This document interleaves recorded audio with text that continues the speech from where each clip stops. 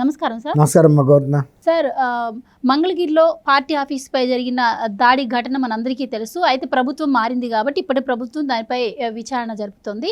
So అసలు ఈ విచారణలో భాగంగా పోలీసులు అయితే విస్తుపోయే నిజాలను ఈరోజు చెప్పడం జరిగింది. అలాగే ఒక్క పార్టీ ఆఫీస్పై దాడే అనుకుంటే ఇటు చంద్రబాబు గారి ఇంటిపై దాడి కావచ్చు, పట్టాభి ఇంటిపై దాడి కావచ్చు, వీటన్నింటి వెనుక కూడా ఒక ప్రముఖ ఛానల్ పేరు TV9 పేరు వినిపిస్తోంది.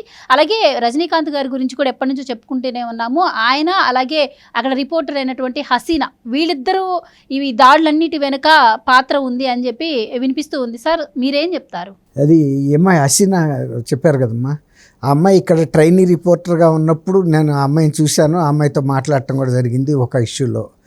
ఇవాళ ఇది న్యూఢిల్లీ డైరీ అని కృష్ణరాజు గారు కూడా తెలుగులో తీశాడమ్మా ఆ సినిమాని. అంటే ఏంటంటే మీరు అడిగారు పత్రిక, ఒక టీవీ ఛానల్ ఉందని. ఈ టీవీ ఛానల్స్ పత్రికలు ఇలాంటి స్కెచ్లు వేసి అది తెల్లారేటప్పటికి అమలు చేసిన ఒక స్టోరీ అనమాట. అది కృష్ణరాజు గారు తెలుగులో, ఆ సినిమా పేరు నాకు గుర్తులేదు. అది న్యూఢిల్లీ డైరీ అని ఇంగ్లీష్లోనో హిందీలోనో ఫస్ట్ వచ్చింది, హిందీలో అనుకుంటా. అంటే ఏంటంటే దాంట్లో ఒక కథా సారాంశం ఏంటంటే, ఒక పత్రికాధిపతి తను ఏదైతే ప్లాన్ చేస్తాడో స్కెచ్ చేసి అది రాత్రిపూట ఇంప్లిమెంట్ చేస్తాడు, ఎవరికి తెలీదు. వీళ్ళ పేపర్లో మాత్రం పబ్లిష్ చేసేస్తారు స్టోరీని. దాన్ని యాజ్ ఇట్ ఈజ్గా అమలు చేస్తారు. ఇతర పేపర్లకి ఎవరికి కూడా అందదు. ఎందుకంటే అది ముందుగానే వాళ్ళు పేపర్లో న్యూస్ రెడీ చేసేసుకుంటారు, ప్రింట్ చేయగలుగుతారు. ఆ ఘటన జరిగేటప్పటికి తెల్లారిపోతుంది కాబట్టి వీళ్ళెవరు కూడా కవర్ చేయలేరు. ఆ విధంగా ఆ పేపర్ సర్క్యులేషన్ పెంచుకున్నాడు. అట్లాగే ఇప్పుడు ఒక టీవీ యాజమాన్యం, లేదా యాజమాన్యం అని నేను అన్నాను, టీవీలో ఉన్న కొంతమంది కీలకమైన వ్యక్తులు విజయవాడలో ఇప్పుడు ఆమె సీనియర్ రిపోర్టర్ అయి ఉంటుంది. అప్పుడు 25 ఏళ్ల నాటి సంగతి చెప్తున్నాను నేను, అప్పుడు తెలుసు అని ఆ అమ్మాయి. ఇప్పుడు రజనీకాంత్ గారు వీళ్ళిద్దరూ కలిసి, వీళ్ళు కాకుండా సజ్జల రామకృష్ణారెడ్డి, సిఐడి ఇంటెలిజెన్స్ రామాంజనేయులు, ఇంకా కొంతమంది దేవినేని అవినాష్, వీళ్ళంతా కూడా ఒక కాన్ఫరెన్స్, వీడియో కాన్ఫరెన్స్లో మాట్లాడుకుని చేశారనేది చెప్తున్నారు. ఈ మూడు కూడా చాలా తీవ్రమైన సంఘటనలే. అంటే చంద్రబాబు నాయుడు గారి ఇంటి మీద జరిగిన ఫిజికల్ డ్యామేజ్ కన్నా ఒక ప్రతిపక్ష నాయకుడు ఇంటి మీదకి గేటు వరకు దూసుకెళ్ళిపోయారు, Z+ కేటగిరీ రక్షణ ఉన్న వ్యక్తి ఇంటి మీద కంటే అది చిన్న విషయం కాదు. అది అంటే ఇంటి మీదకి వెళ్ళి ఇంటి లోపల ఫర్నిచర్ ధ్వంసం చేయలేదు, మనుషుల్ని బెదిరించలేదు. ఇప్పుడు పట్టాభి గారి ఇంటి మీద జరిగిందైతే వరస్ట్ రైడ్. వాళ్ళ అమ్మాయి కూడా చిన్న పిల్ల ఉంది, పనమ్మాయి ఉంది, అంతే. వీళ్ళు ఫ్యామిలీ మెంబర్స్ బయటికి వెళ్ళారు. ఆ టైంలో మొత్తం విధ్వంసం సృష్టించారు, భయానకమైన సీన్ క్రియేట్ చేశారు. అట్లాగే ఒక రాజకీయ పార్టీ హెడ్ క్వార్టర్స్ మీద, తెలుగుదేశం లాంటి రాజకీయ పార్టీ హెడ్ క్వార్టర్ ఒక మెయిన్ రోడ్డు ఫేసింగ్లో ఉన్న బిల్డింగ్ మీద కూడా అటాక్ చేసి తీవ్రమైన ధ్వంసం చేశారు. అంటే ఎవరు కూడా వాళ్ళకి, పోలీసులు అక్కడ ఉండా కూడా ఇంటర్ఫీర్ అవ్వలేదు. తర్వాత ఎవరైతే దాడి చేశారో వాళ్ళు అక్కడ కూర్చున్నారు. దాడి చేసిన దీంట్లో ఇప్పుడు ఇవన్నీ కూడా పోలీసు ఇన్వెస్టిగేషన్లో బయటకు వచ్చినాయి. అసలు గతంలో దీని మీద సరైన పోలీసు విచారణ జరగల. ఇది జరిగి పూర్తిగా ఈ వైఎస్ఆర్సీపీ ప్రభుత్వ హయాంలో జరిగినాయి కాబట్టి అప్పుడు దాన్ని వాళ్ళు హషప్ చేశారు. ఇప్పుడు ఈ గవర్నమెంట్ వచ్చిన తర్వాత అన్ని ఊళ్ళల్లోనూ, అన్ని ప్రాంతాల్లోనూ జరిగిన దౌర్జన్యాలు, దాష్టికాలు, హత్య ప్రయత్నాలు, దొమ్మీలు, గృహదహనాలు, అన్ని కేసులు, తర్వాత వేధింపు కేసులు, ఇలాంటివన్నీ బయటికి తీసుకొస్తున్నారు. అక్రమ అరెస్టులు, వీటిని తీసుకొచ్చే భాగంగా వీటిని కూడా విచారణ చేయమన్నప్పుడు ఇప్పుడు రియల్ విచారణ మొదలైంది. అంతకుముందు జగన్మోహన్ రెడ్డి గారు ఏమన్నాడంటే, నన్ను ఎవరో ఏదో మాట్లాడారు, మా వాళ్ళకి బీపీ పెరగదా, ఆ బీపీ పెరిగినప్పుడు ఇలాంటివే జరుగుతాయి అన్నారు అని చెప్పాడు ఆయన. అంటే ఒక రాష్ట్ర పార్టీ కార్యాలయం మీద దాడి చేస్తే అది అంత ఆయన చిన్న విషయంగా ఉంది. మరి ఇవాళ ఆయన ప్రతిపక్షంలో ఉన్నాడు, ఆయన కార్యాలయం మీద కూడా ఇలాంటి దాడి చేస్తే తెలుగుదేశం వాళ్ళకు కూడా బీపీ పెరిగిందిలే ఏముందని దాడి ఏం పట్టించుకోకుండా పోలీస్ రిపోర్ట్ ఇవ్వకుండా ఉంటాడా? ఎవరికైనా వాళ్ళ దగ్గరికి వచ్చేటప్పుడు కానీ తెలియదు. సరే, ఈ విషయానికి వస్తే వీటన్నిటికీ కూడా ఇప్పుడు హసీనా అక్కడ విజయవాడలో వాళ్ళ ఆఫీస్లో మీటింగ్ పెట్టి ఇక్కడ మాట్లాడిస్తూ ఎలా దాడి చేయాలి, ఏ టైంలో చేయాలి, దానికి ఎక్కడెక్కడ కెమెరాలు ఉంటాయో అక్కడ ఎక్కువ ఇంటెన్సిఫైడ్గా చేయండి, దాంతో తెలుగుదేశం వర్గాలు భయపడాలి. ఈ దాడి మెయిన్ ఉద్దేశం ఏంటంటే నైతికంగా భయం అనేది తీసుకురావాలి. అంటే వచ్చే ఎలక్షన్ నాటికి ఎవడ కూడా తెలుగుదేశం పార్టీలో ఉండకూడదు అనేది మనకు వాళ్ళ కుట్రగా కనిపిస్తుంది. అది పోలీసులు చేయబట్టి వాళ్ళు బయటకు వచ్చింది. లేకపోతే ఈ అంశాలన్నీ అసలు బయటకు వచ్చే పరిస్థితి లేదు. అయిన క్లోజ్ చేసిన కేసెస్ ఇవన్నీ. ముఖ్యంగా వాళ్ళ టార్గెట్ ఏంటంటే జగన్ను తిట్టిన పట్టాభిని మెయిన్గా టార్గెట్ చేయాలి. అసలు మామూలుగా దాడి చేయలే. ఇప్పుడు నేను కూడా చూసా, కానీ ఇలా రాజకీయ నాయకులు ఇళ్ల మీద జరిగి ఏదో కుండీలు పగలగొట్టడం, లేకపోతే మొన్న జగన్మోహన్ రెడ్డి గారు పులివెందుల ఇంటి మీద లాగా ఏదైనా అద్దాలు పగలగొట్టడం చూశాం. కానీ ఇలా ఇంటి లోపలికి వెళ్ళిపోయి స్వైర విహారం ఎంతమంది వెళ్ళారో చూస్తుంటే ఎంత బాధ అనిపించింది. ఆ పిల్ల మొత్తంగా ఈ దాడులు ఏవైతే ఉన్నాయో, ఈ దాడులన్నిటి వెనుక ప్రముఖంగా వినిపిస్తున్న పేరు హసీనా. ఇప్పుడు ఒక ప్రజలకు వార్తలు అందించాల్సిన ఛానల్ అయ్యి ఉండి నెంబర్ 1 పొజిషన్లో ఉండి, ఇప్పుడు ఆ ఛానల్ అంటే ఒక క్రెడిబిలిటీ ఉంటుంది.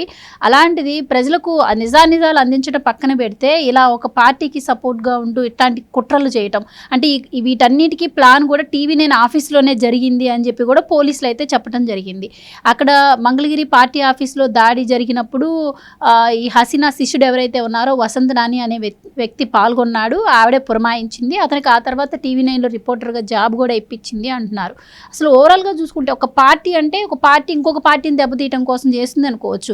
ఇందులో ఈ రజనీకాంత్ కావచ్చు, హసీనా గారు కావచ్చు, వీళ్ళు పాల్గొని మరి దగ్గరుండి అంత కుట్ర చేయాల్సిన అవసరం ఏమొచ్చిందంటారు? ఇది ప్రజల్లోకి ఎలాంటి సంకేతం వెళ్తుంది? అసలు ఆ టీవీ ఛానల్ ఉన్న క్రెడిబిలిటీని మరి ఈసారి ప్రజలు నమ్మే అవకాశం ఉంటుందంటారా? టీవీ ఛానల్ క్రెడిబిలిటీ ఉండా లేకపోయినా వాళ్ళకి పెద్ద ఇష్యూ కాదమ్మా. ఇప్పుడు రజనీకాంత్ గారు ఉన్నాడు, ఆయన వ్యక్తిగతంగా సంపాదించుకోవాలంతా సంపాదించేసుకున్నాడు. ఆ అమ్మాయి చాలా హంబుల్ బ్యాక్గ్రౌండ్ నుంచి వచ్చిన పిల్ల. నేను ఆన్ రికార్డ్ చెప్తున్నాను, ఎందుకంటే ఆ అమ్మాయిని చూశాను నేను ఏ పరిస్థితిలో ఇక్కడికి వచ్చింది అనేది. రవిప్రకాష్ గారి టైంలో వచ్చింది ఆ అమ్మాయి. ఇవాళ ఆ అమ్మాయి అక్కడ ఒక కింగ్ పిన్ లాగా ఉందంటే ఒక రకంగా గర్విస్తున్నా.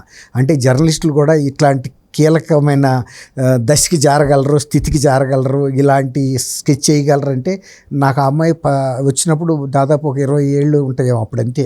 అంతకన్నా ఇంత సన్నగా ఉండేది, ఇట్లా ఉండేది. మాదాపూర్లో నాదేదో ఒక ఇష్యూ గురించి పంపించారు వాళ్ళు, వచ్చింది ఆ అమ్మాయి. నాకు బాగా గుర్తు ఇప్పుడు కూడా.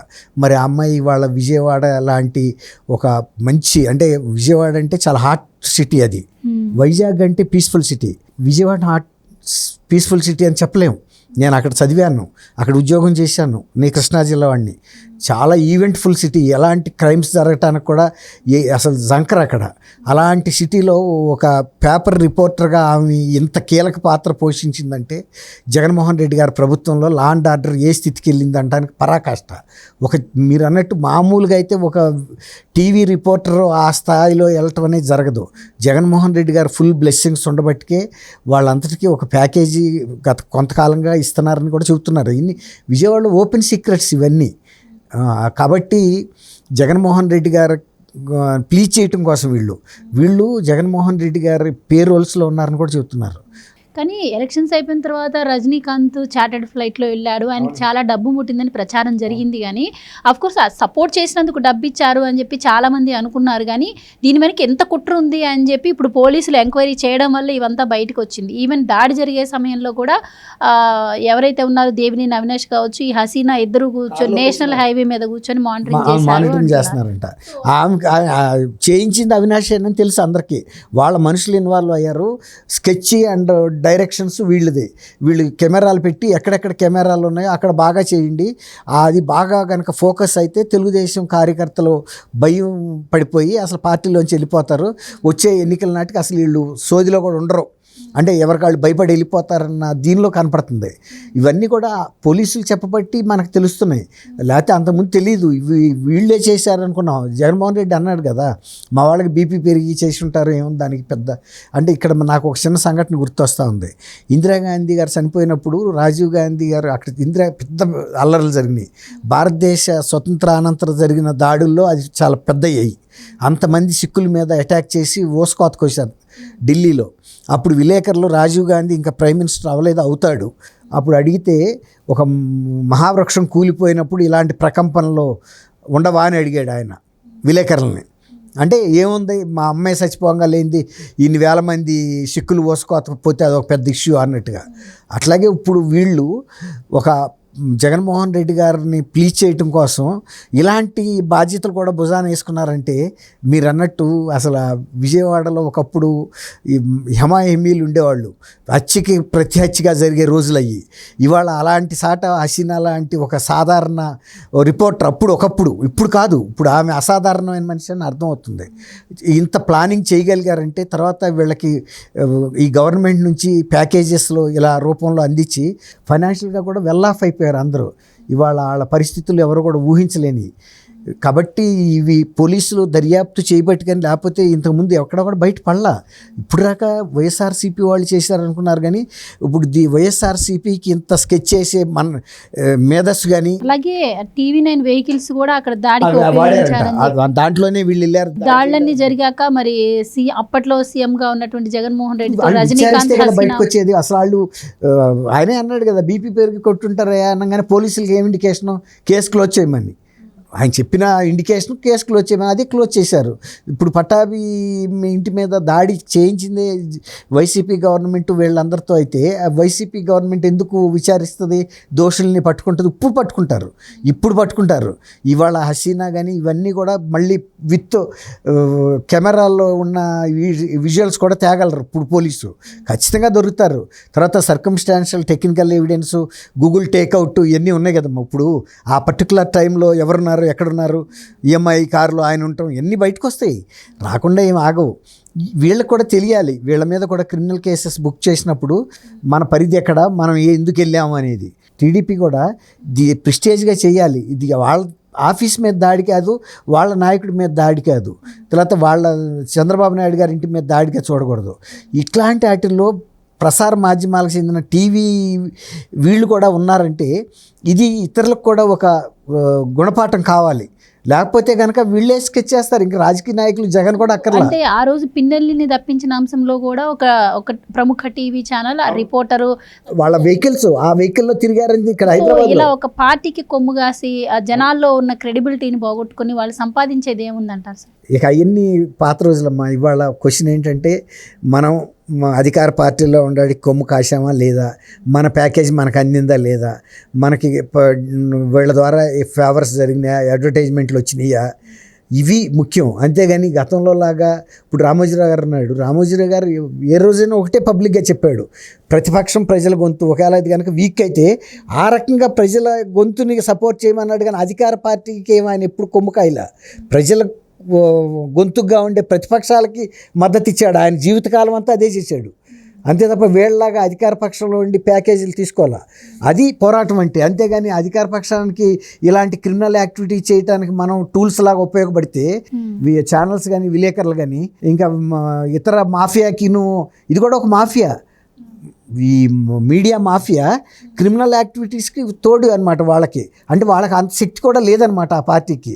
ఇలాంటి వాళ్ళని ఉపయోగించుకున్నారంటేనే వాళ్ళ శక్తి ఎంతటిదో అర్థమవుతుంది. ఇది కూడా వాళ్ళు ఆర్గనైజ్ చేసుకోలేకపోయారు వీళ్ళ శక్తి, వీళ్ళ సహాయం లేకపోతే.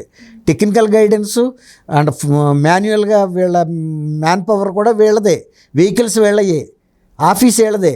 ఆ రకంగా స్థితికి వచ్చిందంటే మరి ఇక టీడీపీ గవర్నమెంట్ కూడా ఇవాళ కళ్ళు తెరిచి ఇలాంటి వాళ్ళకి బుద్ధి వచ్చే విధంగా దీన్ని ఇన్వెస్టిగేట్ చేసి శిక్ష పడేటట్టు చేయాలి.